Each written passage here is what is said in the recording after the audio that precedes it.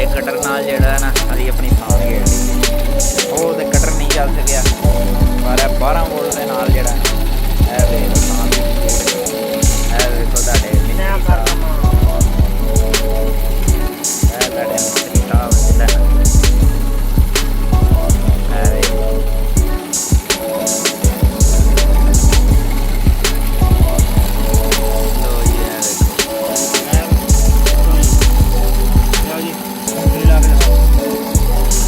पढ़ना जी चिंगाड़े कटे यार कुछ है तो चिंगाड़े कटना लिखा कर तेज का ला हाँ ला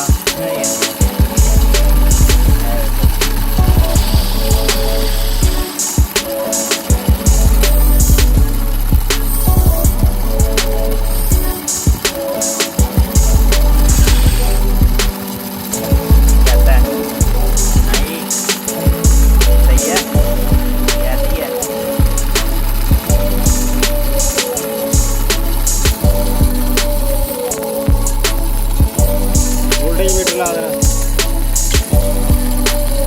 काम जेड़ा दिखाने वाला दिखा रहा है। तो जी ਇਹ ਵੋਲਟ ਹੈਗੇ ਨੇ ਜੀ 8.47 ਤੁਹਾਡੇ ਸਾਹਮਣੇ, ਤੇ ਇਹ ਦੇਖੋ ਜੀ ਕਿੰਨੀ ਸਪੀਡ ਨਾਲ ਵੱਜਣ ਡਈ ਹੈ।